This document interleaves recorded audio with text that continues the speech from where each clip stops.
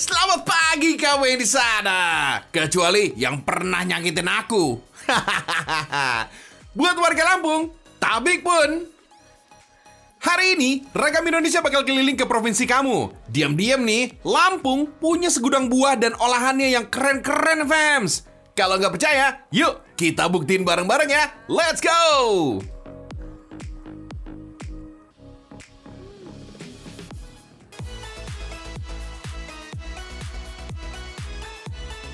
Ngomongin buah nih, gak boleh sampai ngelewatin si Raja Buah, fams. Apalagi kalau bukan durian. Nemu durian itu ibarat nemu harta karun ya, fams. Buat pecinta durian garis keras, gak bakal ikhlas nih kalau cuma makan 1-2 biji doang. Ya enggak? Nah, sekali makan, 4-5 buah juga sanggup. Ya enggak?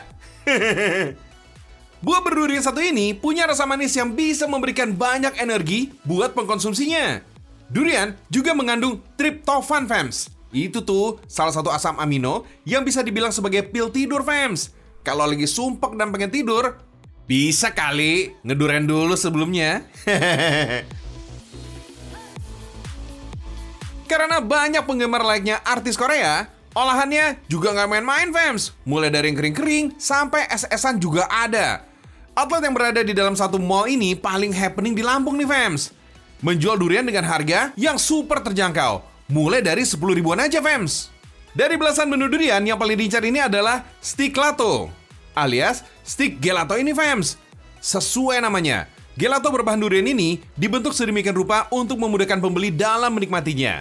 Cuma 20 ribuan aja udah berasa makan 4 biji daging durian sekaligus. Rasanya otentik banget, fams. Nah, yang gak kalah kece nih, fams, ada mochi dan bolu gulungnya juga, fams. Bolunya sendiri diproduksi setiap hari, jadi mereka nggak stok terlalu banyak biar tetap fresh saat sampai ke tangan pembeli. Fams, sebenarnya bahan untuk bikin bolu biasa dan bolu gulung itu beda tipis. Sebaiknya tepung yang paling bagus untuk bikin bolu gulung adalah terigu protein rendah. Jenis tepung ini cocok dipakai untuk bikin cookies dan bolu karena nggak mengandung banyak gluten. Ada beberapa orang yang menambahkan tepung maizena karena bisa berfungsi untuk melembutkan, fams. Fams, kamu sadar nggak sih? Makanan yang menggunakan selera pasti punya warna yang meriah. Ternyata emang benar, warna bisa mempengaruhi nafsu makan loh, fams. Salah satunya warna hijau.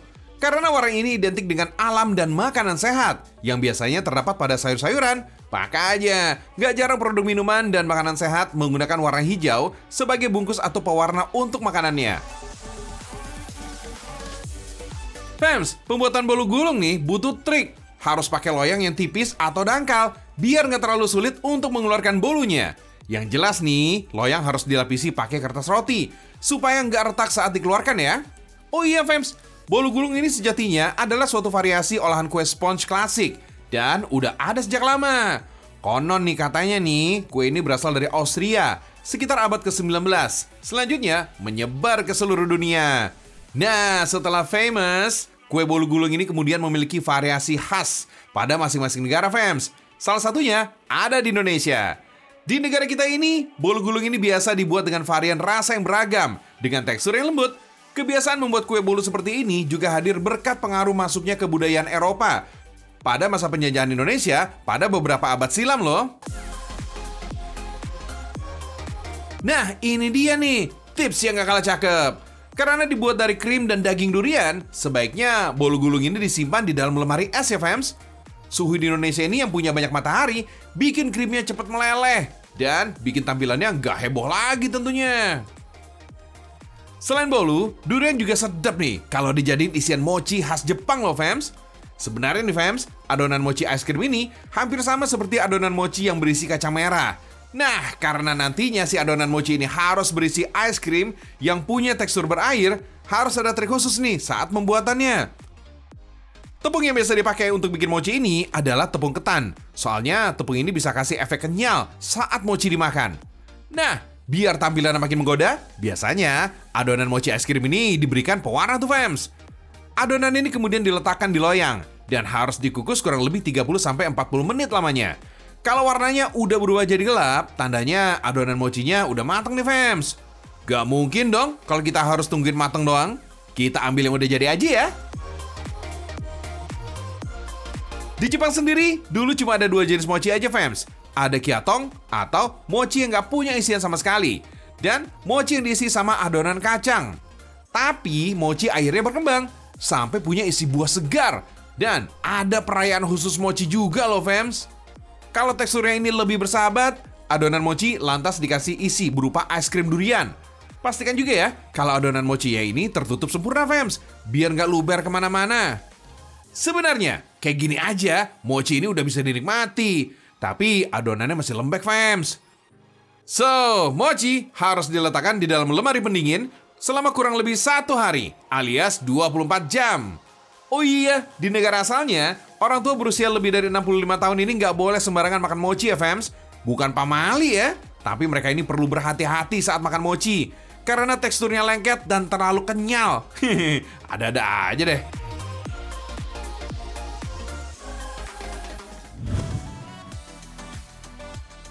Menu yang satu ini terkenal banget di Lampung, fams. Namanya bebek gila Deborah alias gede, heboh, dan murah.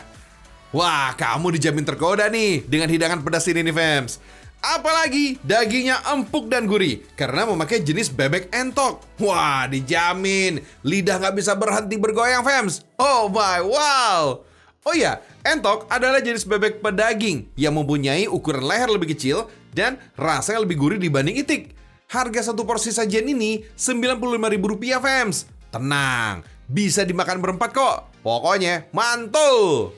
Ukuran bebek ini bisa dibilang jumbo, fams. Satu potong beratnya bisa mencapai 0,5 kilogram. Makanya, hidangan ini jadi hidangan primadona dari kota Tapis, Bandar Lampung, fams. Kalau penasaran, datang aja ke rumah makan bebek gila di Jalan Tengku Umar. Di sini nih, fams, entok pedas lahir sejak tahun 2009. Nah, untuk kamu ini juga bisa pilih menu bebek dengan tekstur yang basah, disebut dengan bebek gila. Atau AIDA, bebek goreng gila jodoh lidah, yang bertekstur kering. Kedua sajian ini sama-sama bikin happy kok. Fams, satu ekor entok ini biasanya dibagi menjadi 4 bagian. Bebek gila ini dimasak lama dalam rebusan bumbu cabai. Proses ini diperkirakan bisa berlangsung hingga berjam-jam agar teksturnya empuk. Saat disajikan, entok ini kembali dimasukkan ke dalam rendaman sambal. Jumlahnya bukan main. Satu entok ini cabainya bisa mencapai 2 kg. Wow, kebayang nggak tuh pedasnya kayak apa? Untuk penyajiannya, entok ini disiram dengan bumbu cabai sampai menutupi seluruh daging. Jangan lupa, fams, tambahkan juga nih bawang putih goreng. Untuk AIDA, bebek harus digoreng kembali dengan bumbu sambal rawit. Katanya sih, rasa pedasnya ini bisa berkurang karena digoreng kering. Kandungan capsaicin sebagian menguap, fams. Tinggal sajikan aja deh dengan taburan bawang putih dan cocolan sambal.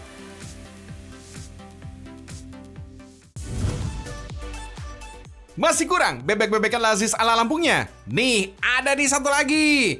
Hidangan bebek hits dari Lampung, fams. Dengan campuran buah durian fermentasi, kuliner yang satu ini punya karakter rasa tersendiri. Dalam rendaman kuah kuningnya, ada satu ekor bebek utuh, tersaji bersama dengan segarnya sambal mangga. Juara ya. Kenalin nih, fams, hidangan dari Provinsi Lampung ini punya nama Tabo Bebek Tempoyak. Yakin nih nggak tergoda buat mencobanya? Bahan untuk ngebuatnya udah komplit nih, fams. Silakan dicatat deh, biar bisa praktek buat di rumah. Lumayan kan? Gak perlu jauh-jauh datang ke Lampung. Kalau mau praktis, silakan beli bebek yang udah matang diungkep, fams. Jangan lupa, sediakan juga nih tempoyak atau buah durian hasil fermentasi. Bumbu dasar untuk membuat tabo bebek tempoyak ini sebenarnya nggak jauh beda dengan gulai. Bawang merah, bawang putih, kemiri, cabai merah keriting, rawit, ketumbar, dan merica diulek halus bersama dengan sedikit jahe. Buat sentuhan warna kuningnya, satu ruas kunyit ini udah cukup kok, fams. Oh ya, dalam kuliner Lampung, sajian gulai ini cukup familiar di masyarakat. Menu ini biasa tersaji sebagai santapan sehari-hari maupun pada momen adat tertentu. Dalam bahasa Lampung, taboh artinya santan. Pemakaian santan pada komposisinya ini nggak boleh ketinggalan, fams. Santan udah siap, bumbu halusnya juga udah halus nih. Sekarang tinggal dieksekusi, fams. Ditumis sampai harum. Di Lampung, fams, gulai taboh ini menjadi kuliner khas dan diakui sebagai warisan budaya tak benda pada tahun 2015 lalu. Ya, biasanya sih, isi utamanya berupa ikan hasil laut dan sayuran. Tapi gulai taboh yang ini berbeda, fams. Selain memakai satu ekor bebek utuh, bumbu intinya ini juga pakai ini nih, tempoyak. Nah, tempoyak ini adalah bumbu asli Indonesia, terbuat dari daging buah durian yang didiamkan selama 3 hari sampai 5 hari atau lebih. Nah, biasanya ini fams, diberi sedikit taburan garam untuk mempercepat proses fermentasi. Kalau udah rata dengan bumbu, siram taboh ke dalamnya. Taboh atau santan, tempoyak, dan racikan bumbu gulai halus jadi kombinasi sempurna untuk olahan bebek ungkep ini fams. Bebek ungkep ini sebenarnya udah matang, dimasak lama dengan bumbu sederhana untuk ngilangin aroma khasnya. Untuk hidangan ini tinggal tunggu aja nih kuah santannya mendidih aja fams. Wanginya menggoda banget loh. Oh iya, supaya jadi lebih mantap, sambal mangga jadi pasangannya serasi nih. Cabai merah keriting, cabai rawit, terasi, dan garam diulek yang halus. Untuk mangganya bebas fams, jenis apa aja terserah. Pilihlah mangga yang hampir matang fams, gak terlalu keras dan udah ada air-airnya tuh. Wah, segar. Fams, aroma tempoyak ini sangat menyengat. Cita rasanya cenderung asam. Bagi penggemar durian, belum tentu suka nih sama aroma dan rasa dari tempoyak. Yakin deh, saat udah tercampur dengan racikan bumbu kuah gulai taboh, cita rasa tempoyak dan bebek ungkapnya ini jadi enak banget fams. Menyatu dengan sempurna. Daging bebeknya so pasti empuk dan lembut. Kuah santannya gurih dengan cita rasa asam pedas yang berempah. Ditambah sensasi segar sambal mangganya. Jadi mantep banget fams. Siang-siang minum sirup sambil nyemilin dadar gulung yang cantik ini. Waduh, seger banget fams. Nah, kedua makanan minuman ini lebih spesial karena bukan lagi dibuat dari stroberi atau bahkan jeruk, tapi dari buah mangrove. Yap, gak salah dengar fams. Mangrove yang biasa ditemukan di daerah pesisir itu tuh. Pohon dari buah ini emang bisa menghalau air laut. Gak jarang yang memanfaatkan sebagai tempat wisata. Nah, sebenarnya nih fams, pohon mangrove ini bisa hidup pada perairan asin atau payau. Soalnya tanaman ini punya silin pada batang pohonnya. Itu tuh bagian jaringan tumbuhan yang bisa menyaring air asin jadi air tawar. Nah, buah mangrove-nya ini sebenarnya nggak perlu dipetik saat buahnya udah matang, fams. Kalau udah benar-benar matang, doi bakal menggugurkan buahnya sendiri. Tapi daripada berakhir busuk karena buahnya jatuh dari pohon, masyarakat di desa Margasari, Kecamatan Labuhan, Maringgai, Lampung Timur, mengolah buah yang terkenal asam ini jadi sirup dan dadar gulung. Pertama-tama, buah mangrove yang udah matang dikupas dari kulitnya, fams. Daging buahnya cenderung lebih sedikit daripada bijinya ya, fams. Buah mangrove yang sekecil ini ternyata punya biji yang banyak banget. Satu buahnya aja bisa punya 100 hingga 150 biji dengan ukuran yang super kecil loh. Nah, bijinya ini pahit banget. Jadi nggak bisa diolah jadi apapun. Setelah dicuci bersih, daging buah dimatangkan dengan cara direbus. Dengan cara ini, fams. Tekstur dagingnya berubah jadi lembek, fams. Gak perlu lama-lama kok, 15 menitan aja. Kalau teksturnya udah berubah, tinggal disaring ya. Selain untuk memastikan daging buahnya 100% melembut, juga gak ada biji-biji yang masih tersisa. Oh iya, air rebusannya jangan dibuang, fams. Daripada mubazir. Buat isi dadar gulung, campurkan dengan gula biar rasanya manis. Maklum, buah yang satu ini terkenal dengan cita rasanya yang asem banget. Nah, yang namanya isi dadar gulung, pasti ada kelapa parut yang harus digunakan dong ya. Jangan lupa kasih pewarna makanan, biar makin cetar membahana.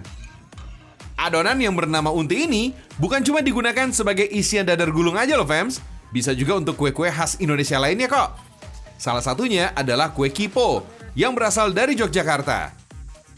Nah, dadar gulung itu harus ada pembungkus untinya dong, fams. Kulitnya terbuat dari tepung terigu, telur ayam biar gurih, dan pewarna makanan aja, fams. Nah, ini nih yang jadi asal mula penamaan dadar gulung. Kulit dadar gulung yang berbentuk seperti telur dadar jadi satu-satunya alasan kenapa makanan ini disebut kue dadar gulung. Sebenarnya ide pembuatan camilan satu ini bukan benar-benar berasal dari Indonesia. Dadar gulung berawal dari pancake yang merupakan makanan populer di Eropa sejak tahun 1430 Masehi.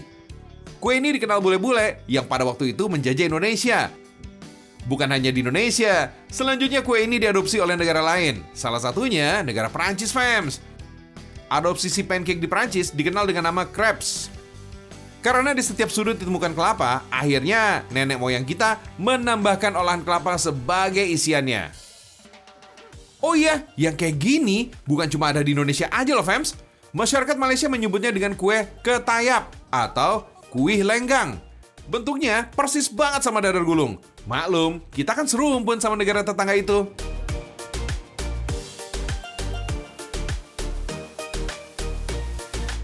Fams, rebusan buah mangrove bisa diolah jadi sirup loh. Sebagai pewarna alami, bisa ditambahkan dengan buah rosella. Fams, selain mengandung serat yang tinggi, buah mangrove ini juga punya kandungan antioksidan yang tinggi juga loh, Fams. Cocok banget nih buat perempuan yang pengen kelihatan awet muda. Hehehe.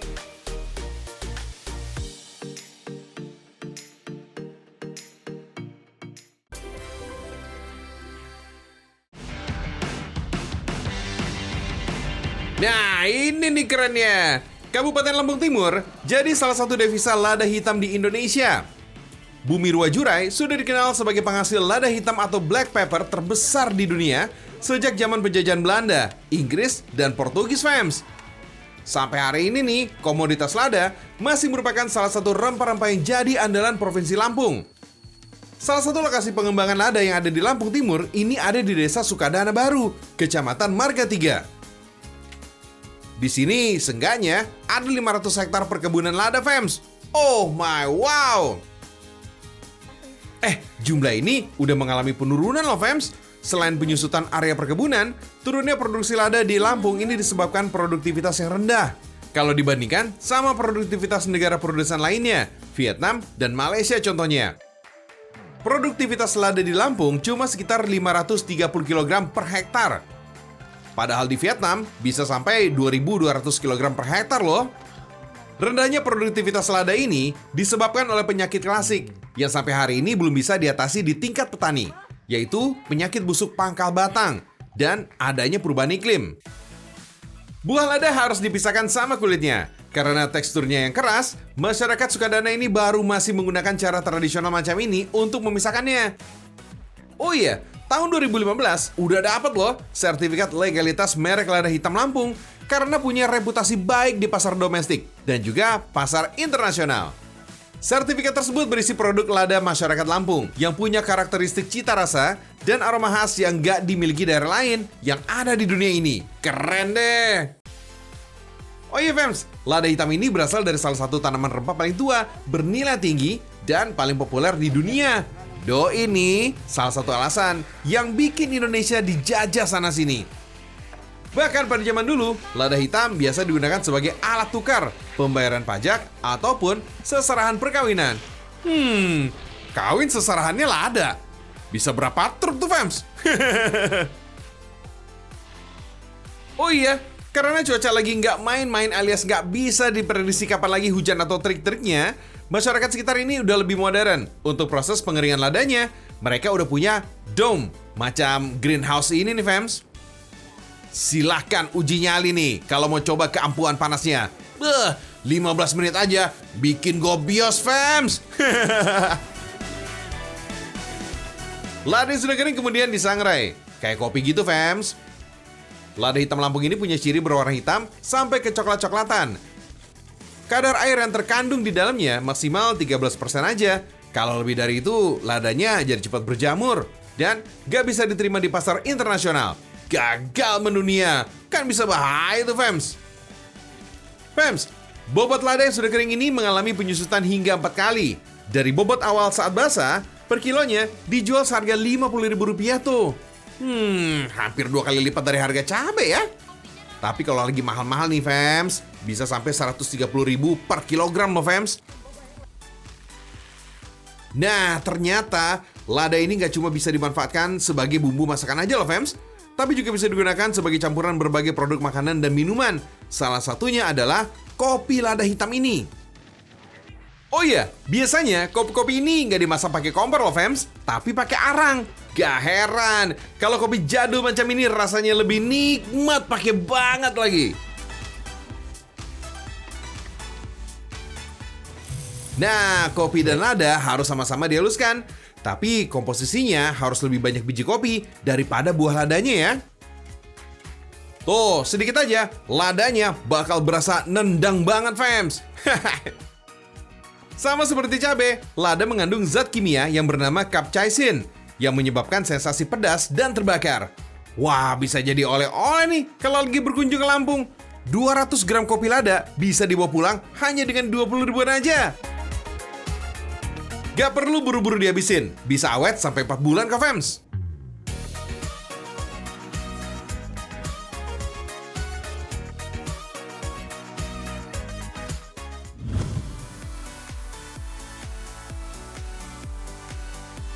Bumi Ruwajurai, Lampung menyimpan kekayaan alam yang luar biasa, fams. King of Spices alias lada hitam yang jadi incaran dunia pun ada di sana. Bersanding juga dengan rajanya buah, durian. Aneka olahan durian sudah pasti bisa kamu temukan di kota Tapis ini, fams. Gimana, fams? Puas ya jalan-jalan dan bongkar-bongkar kekayaan Lampung? Joy mau pamit nih. Besok kita ketemu lagi ya di Ragam Indonesia. Indonesia mendunia. Sampai jumpa.